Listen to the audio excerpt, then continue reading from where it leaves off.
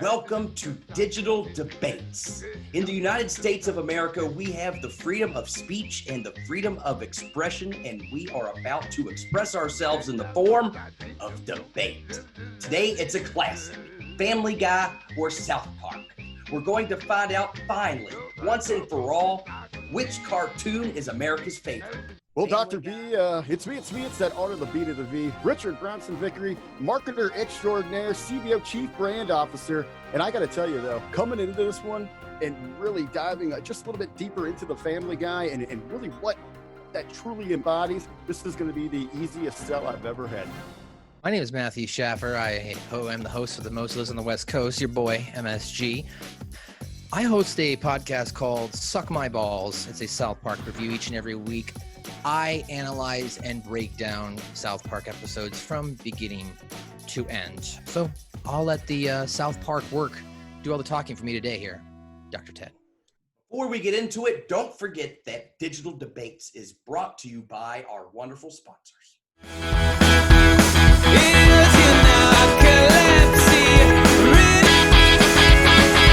Very special, especially when you slept right through your alarm clock again. Don't keep us waiting for what, my friend? Oh yeah, get out of your bed now, you're wasting your time, 'cause it's a beautiful day now, it'll be just fine, 'cause the sun is up now, we're ready to rise and shine. Yeah, the sun is up now, we're ready to rise and shine. Thank you once again to our wonderful sponsors. We could not do Digital Debates without them. Prior to the debate, there was a coin toss, and per the coin toss, Rick Vickery is going to defer and go second. So MSG will start off the debate. Each participant will be allotted 2 minutes to introduce their topic, 2 minutes to rebut their opponent, a Q&A round with 1 minute answers, and then finally 2 minutes to conclude their argument. Let's ring the bell. Let's get to it. 2 minutes on the clock. Time will begin as soon as MSG begins speaking. South Park, an animated television series set forth between two comedy genius, brought together in the bowels of a college basement that has rocked the very foundation of our cultural animation lives. Now, the argument may be made here today that Family Guy is a great animated show in terms of strides of it makes in production, designs, and hell, even musical numbers. Not going to argue there. However, South Park is a better television show, in my view, because it's one of the only shows that says, yes, we're going to go there. There's no limit if they want to do a joke on terrorism, incest, celebrity, heck, even suicides. They'll do it. There's no filter. And while we may not always like the fact that the show has the guts to unabashedly call out modern culture, politics, and much more, and make fun of it in some cases, even lightheartedly, we can appreciate and we can sometimes actively criticize. But above all else, the serious conversation of what the heck is wrong with this world comes setting forth by this motion that South Park creates. The conversation, the backlash, the tweets, the longevity, 23 seasons. My show has never been canceled, but you may say, well, that's just a great thing for Family Guy. No, that just shows how great it is itself. It's uncancelable. It continues to push cartoon satire in ways that have never been seen before, and they continue to stay on the bulwark, on the hill, the crest that is the throne of animation. South Park is thy name, and I will be a purveyor of South Park once more. And as this debate continues, I will continue to show you why South Park is king, and you can check my badge. Thank you, MSG. We're now going to take it to Rick Vickery to introduce his initial arguments as to why he believes Family Guy is a superior show to South Park. Same as the previous round, time will begin as soon as Rick begins speaking. Well, I would like to commend my colleague here, MSG, on a superb opening statement there. But, it truly was a super Sunday, January 31st, 1999, when 2 million viewers were formally introduced to the often controversial, certainly outlandish, yet all-American family known as the Griffins. For a better part of 2 decades, the Griffins and their crazy cast of cohorts there in Quahog, Rhode Island, they have reminded fans time and time again that it's okay to kick back, to relax, and just be entertained. And while we're laughing, while we're sitting in awe, along with all that entertainment, we make subtle and unconscious connections to a group of very dynamic characters. A group of characters telling timeless classic stories. A group of characters who have grown, that we have grown alongside, we have matured with. My hope today is that everyone they'll see beyond some just freaking hilarious cutaways to understand how Family Guy, it's not only touched society, but it's a very part of our own souls and beings. Thank you. Thank you, Rick Vickery, who interestingly has elected to not utilize his entire time as this concludes the introduction round. It is now time for the rebuttal round. Once again, each participant will have 2 minutes to rebut each side's introductory statements. So we turn our attention once again back to MSG and his defense of South Park being the superior show to Family Guy, as he rebuts the initial statements to the contrary made by one Rick Vickery. Yeah, let's begin with strength of characters. That's where Rick Vickery wanted to talk about the dynamics, the being able to connect with the character itself. Well, Mr. Vickery, I would have to say you made a faux pas right off the bat by giving me something that I can scoop up and deliver to you. Let's talk about, for example, Meg. Meg itself, she's been on this character of Family Guy for decades. She's designed to be the family punching bag. And although Family Guy, as we know it, has really done absolutely nothing about her. She's constantly abused. Whereas, let's look at the flip side of South Park with Butters. Butters often uses the punching bag himself, yet we know in the ins and out of Butters itself. He's a three-dimensional character. The majority of characters on South Park itself are three-dimensional. Family Guy is based on one character, one drunk deadbeat who can't get his penis up because it's too damn small. He's essentially an oversized Eric Cartman who lives in Boston. All right, so if you want in-depth characters, well, that's where South Park has the strength. Every character can have its own individual episode, and it's even proven they can turn nothing characters such as Scott Malkinson, who has diabetes, got his own episode last year, and the PC Babies, and that's 23 seasons in. They made brand new characters out of nothing. Family Guy has nothing. It's just gags and, slapstick comedy humor. It's surface comedy. If that's what you're into and you want to get drunk and watch Family Guy, certainly I am not going to argue against that. But if you want strong, in-depth characters who are going to make you think about your life, we're going to make you reflect on who you are as a person, but also entertain you in a satire way and poke fun at society itself, well, that's what South Park is going to give you, Rick. So that's my argument on strength of characters. Thank you, MSG, for your rebuttal in defense of South Park being superior to Family Guy. But now it is time once again to hear from the opposition, Rick Vickery, who will now give his rebuttal in defense of Family Guy being a superior show to South Park. MSG, you make mention of, or you try to take a cheap shot there, of a cancellation.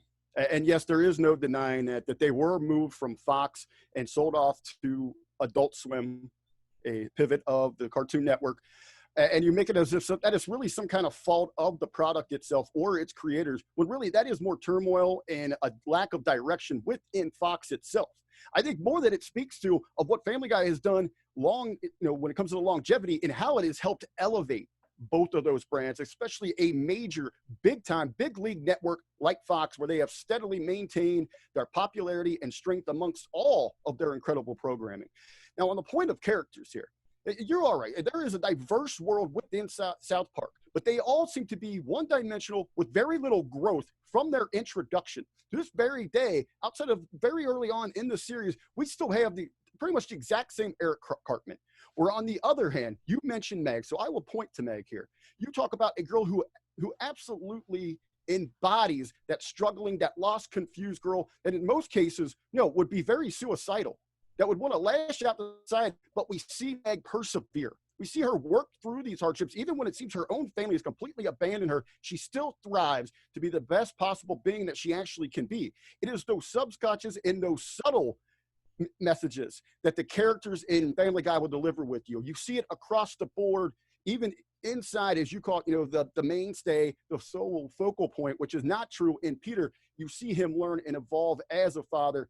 And believe me, the complete dynamic that you get with someone like Stewie Griffin, who alien size himself stands out, is the ultimate character amongst both of these shows, as he represents that confusion between adolescence and adulthood, when you think you know everything, but you don't have a clue, and those are ultimately confusing.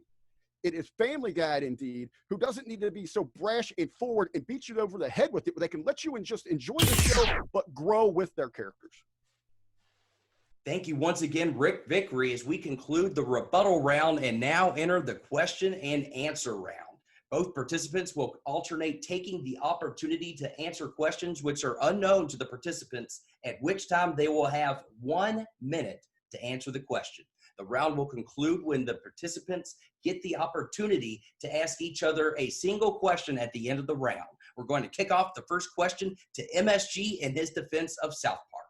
MSG, how would you respond to critical claims that South Park character Randy Marsh is now being utilized as a main character on the show, in part because South Park creators have ran out of ideas? One critic has gone on to say that the South Park writers acknowledged this themselves through Randy Marsh on a recent episode where he broke the fourth wall to comment on the unpopularity of the current season's Tegrity Farm storyline.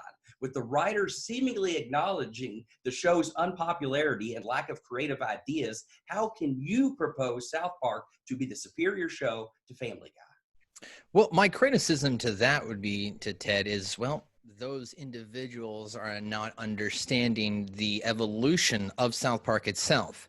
South Park being the satire, in-your-face, crude fart jokes at the beginning of its inception, more or less evolved over the years into storyline-driven arcs that undertones and messages ultimately have a payoff, if you will, that have a climax, have an understanding where the kids learn to grow something. So in this particular instance, Randy Marsh had to eventually be evolved, not necessarily because they ran out of ideas. It's just Randy became a fan favorite. The creators understand, they recognize that through Randy's evolution over the years, he has been able to become a main stable. So why not give Randy finally his due? It was finally time, and they did a great job with Tigger. And Randy himself being able to break down the fourth wall only shows that Matt Stone and Trey Parker are listening to their fans, and they wanted to recognize that they listen to everyone.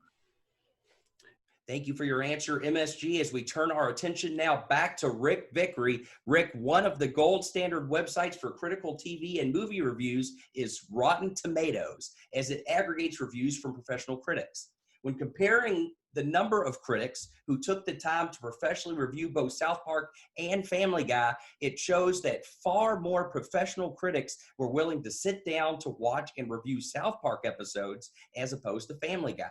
So, Rick Vickery, if Family Guy is truly the superior show to South Park as you claim it to be, then why aren't more professional critics willing to sit down to watch the show?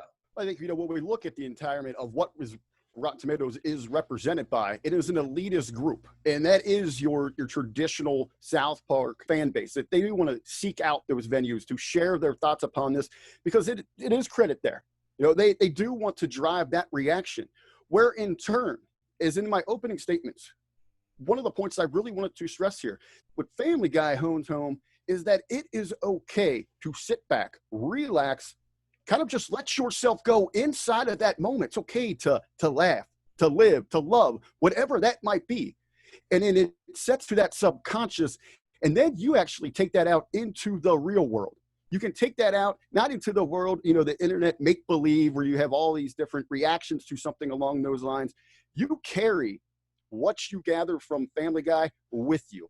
And that is why classic storytelling beats out this propaganda-ish strategies from South Park. Thank you, Rick Vickery, for your answer as we turn our attention back to MSG. MSG, when comparing viewership numbers between Family Guy and South Park, it shows that for the last 3 seasons, Family Guy averages over 3 million viewers per episode, whereas South Park's highest viewership over the last 3 seasons was 3 years ago in 2017 with 1.68 million viewers as their peak for a single episode.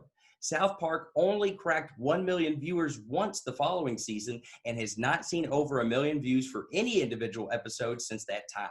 So, MSG, if South Park is truly the superior show to Family Guy, then how come not as many people are watching? Well, I mean, I can definitely understand from a television statistical standpoint that Family Guy, as Rick mentioned, is on a larger network, that being the Fox network, which is in everyone's home if you want it to be. So Family Guy has the ability to operate in people's homes even if they don't want it there. Whereas South Park is on now more of a limited network, that being Comedy Central. There are other alternate methods that do, of course, come into play, which I don't have the numbers on here, so I'm not going to make that argument itself right now that they have higher or lower numbers. But there are a lot of online users. There are a lot of individuals who are illegally torrenting and downloading the show in 3 different ways. I myself do it for certain band episodes about Muslim and terrorism. So from an overall standpoint, South Park, though, continues to capture that social media audience where ultimately right now we as a society dictate what we like and dislike based on fear of missing out. So what's being talked about? South Park. Thanks again, MSG, as we have one final question to ask Rick Vickery before each of the participants will have an opportunity to ask a question of one another, and that question is this. Family Guy has faced a lot of criticism over the years for essentially being a ripoff of The Simpsons. One piece of evidence can be found in season 14 when one of Family Guy's main characters, Peter Griffin, admits to how much Family Guy has stolen from The Simpsons over the years. So if Family Guy is truly a better show compared to South Park, then why did they blatantly rip off other cartoon shows? In beginning to answer here, we can actually look over across the table here at our friend MSG and South Park, who would then themselves, in an episode that they produced, realize Simpsons did it. And even inside there, they point out that everything that's kind of been played out has been done before. So where people want to say that they're stealing from, pirating for something from The Simpsons, that's not the case. When you look for any successful individual out there, they imitate other forms of greatness. And it's just not The Simpsons that they sample from. It's from other cartoon strips. It's from other 80s sitcoms. It goes all the way back to the love, the passion for this production in creating the cartoons here that they have put together, all the way back to timely radio that's inspired this, to big band music, to Broadway productions. All of that comes into play when you're looking at what has gone into the creation. What is the ingredients that has made such a successful dish out of Family Guy? And thank you once again, Rick Vickery. It is now time for the final question, with you two gentlemen now having the opportunity to ask one another a single question. Rick, as you answered the previous question, MSG will have the opportunity to answer first, and as such, you are up first to ask your question. MSG, you want to overemphasize how modern they are and how they push their buttons with what is the current events in society.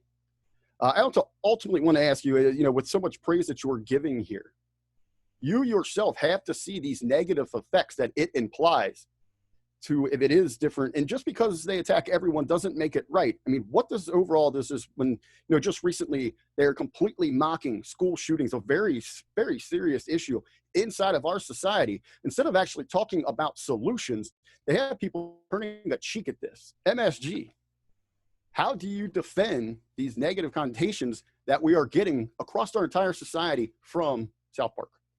Well, I'll start by saying,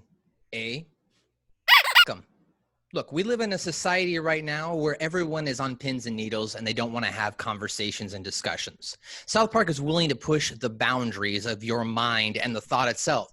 You're not willing to go out right now and have a face-to-face conversation with Joe, Nancy Brown, whoever it is. South Park's going to put it in your face. Say, here's what's going on in the real world. You don't like it? Can deal with it.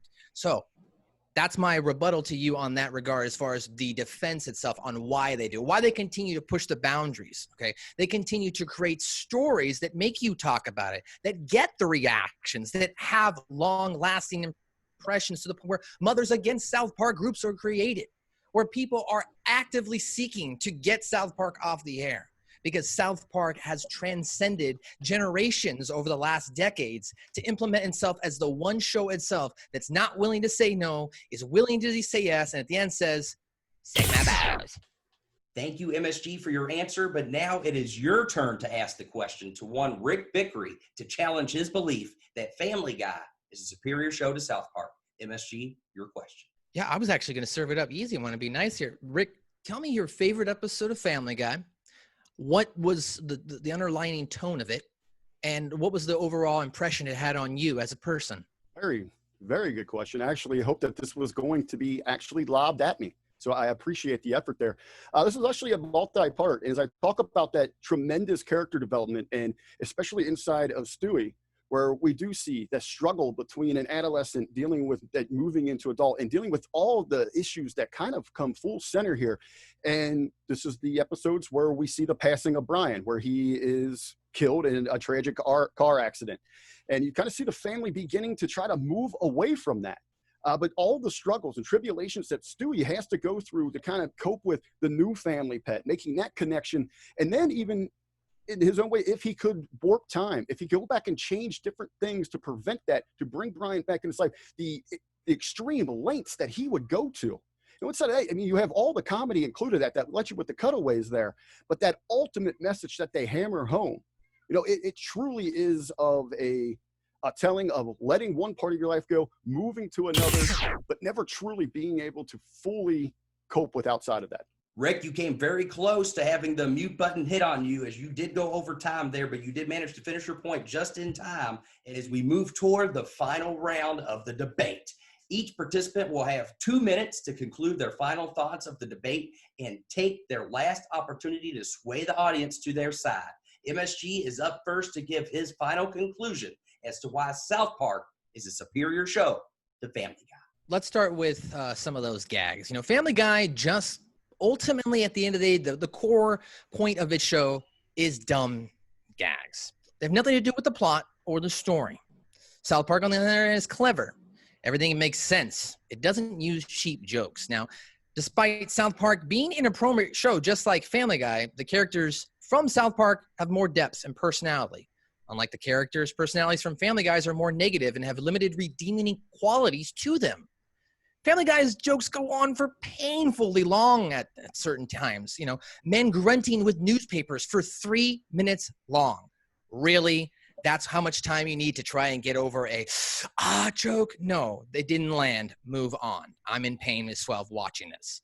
You know, South Park has things that anybody who isn't completely uptight can laugh at. Because even though the show makes fun of everything, the jokes relate to real life and tend to have messages. Family Guy has things that can be considered comical, but there's no actual structure or basis to the jokes in the show itself.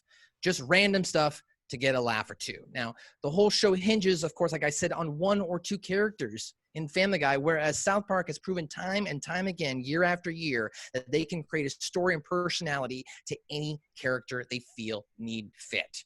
The list goes on and on when in regards to South Park. The actual plot it has, the stronger characters. Let's look at even a breakdown of, let's say, a Cartman versus Stewie. Cartman and Stewie admittedly have long similarities, both crave world domination, but are sexually confused.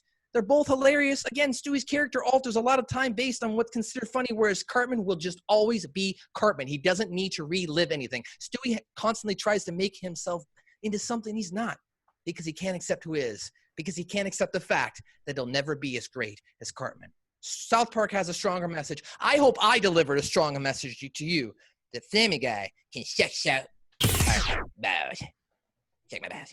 Thank you, MSG, for your final words. Although, as a married man, I must respectfully decline the offer that you concluded with, but we can now turn our attention back to Rick Vickery one final time as he offers his last argument as to why Family Guy is a superior show to South Park.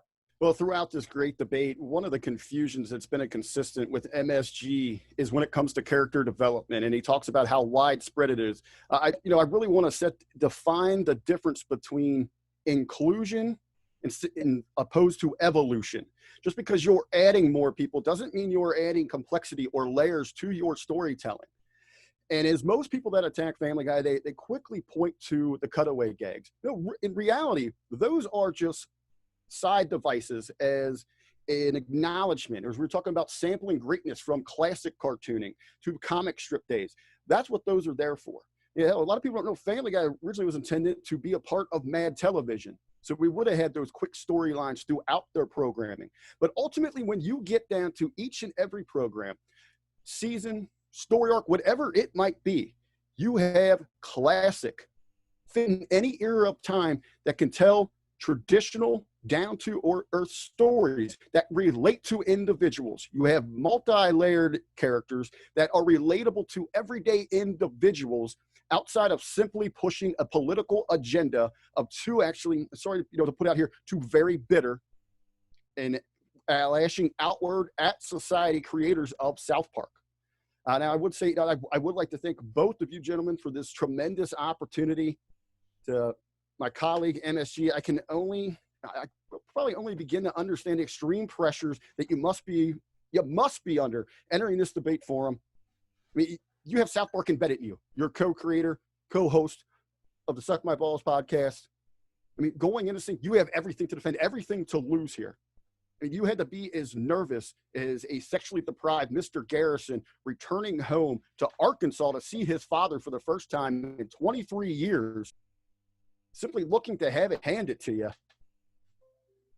In my closing here, I just want to quote the words of a genuinely great man. You're done. Sorry, time's up. Thanks for joining the debate, though. Wow, Rick Vickery gets cut off by the time as we conclude our debate here today. But was it enough to convince you? It's now time to take the vote to the people. We want you to go right now to the Hameen Media Group Twitter page, and we want you to vote. Who gave the better debate? Who made the best argument? Did MSG convince you that South Park should be the better show, or did Rick Vickery convince you was his argument better about Family Guy being the better show? Go to Twitter right now, vote for your favorite, and we look forward to seeing you at the next Digital